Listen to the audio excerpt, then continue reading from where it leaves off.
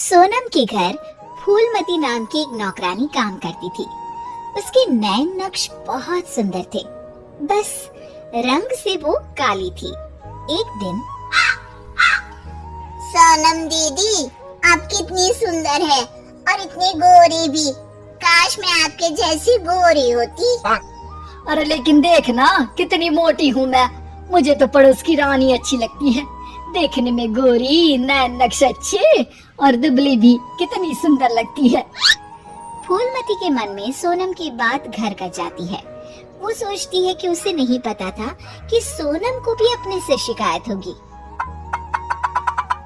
अरे फूलमती, ये क्या किया? सब्जी में इतना तेल?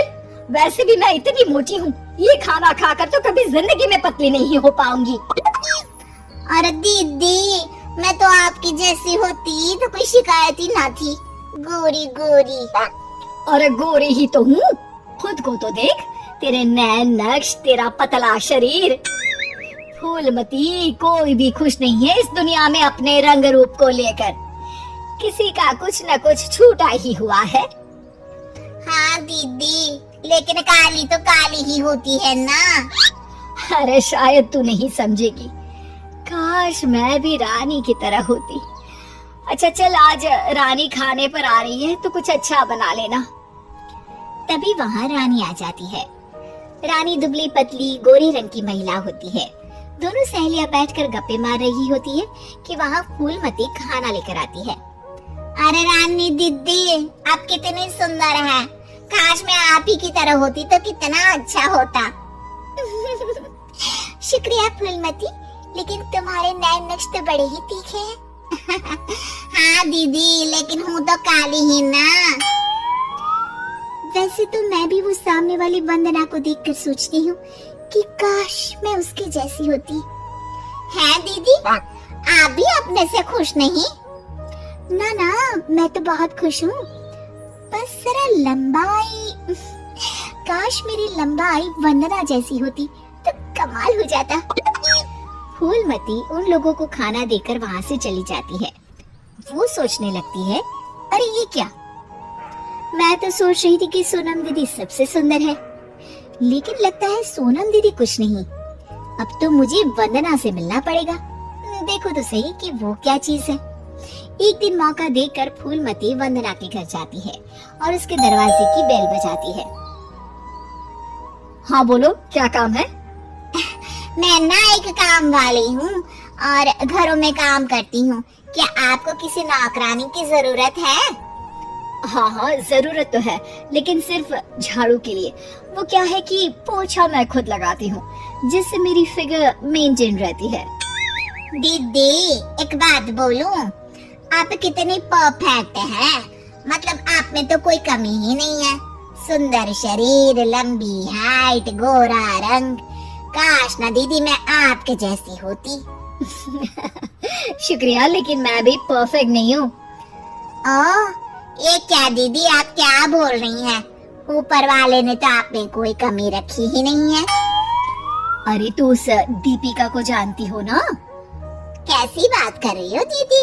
वो कहानी हर घर की हीरोइन ना? हाँ हाँ वही। उसकी त्वचा देखी है, कैसी दमकती चमकती, और कमर तो कितनी पतली है। हाय। पर दीदी, वो तो हीरोइन है, हीरोइन। वो तो पैदा ही ऐसी हुई होगी। हाँ वही तो, उसको तो भगवान ही ऐसा बनाया होगा, सुंदर, चमकता और दमकता। फूलमती सोचने लगती है, अरे ये क्या? आकांक्षाओं का कोई अंत ही नहीं है। कोई खुश नहीं है खुद से।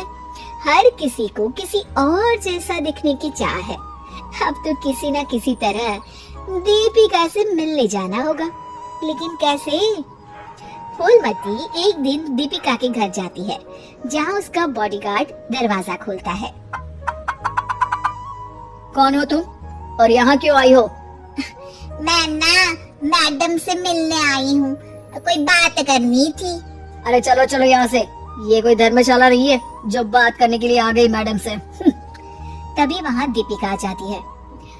अरे भैया आने दो, फैन होगी मेरी। फूलमती दीपिका के पीछे पीछे उसके घर के अंदर चली जाती है।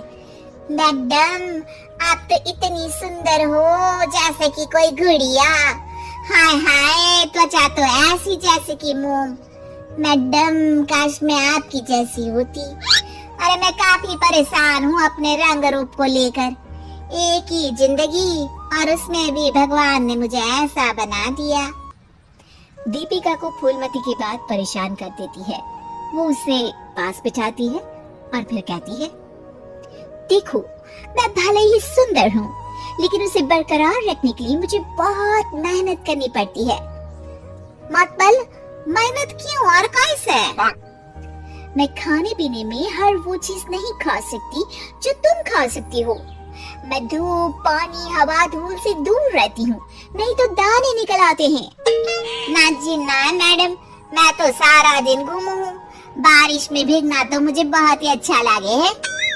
अरे महंगी महंगी क्रीम, पाउडर जिस दिन मैं लगाना छोड़ दूँ ना, तो देखो कैसी बुढ़िया सी शक्ल हो जाएगी मेरी। अरे मेरे ये सुंदर होठ, ये तो मैंने सर्जरी से करवाए हैं, जिसका मुझे बहुत ज्यादा ख्याल रखना पड़ता है। दीपिका की बात सुनकर फूलमती वहां से निकल जाती है, वापस आती है सोनम के पास और काम करने लगती है। अरे फूलमती, क्या हुआ? आज बड़ी खुश लग रही है। हमेशा तो परेशान सी रहती थी, अब किसके जैसा लगने की चाह है? किसी की तरह नहीं दीदी, भगवान ने तो मुझे बहुत ही अच्छा बनाया है।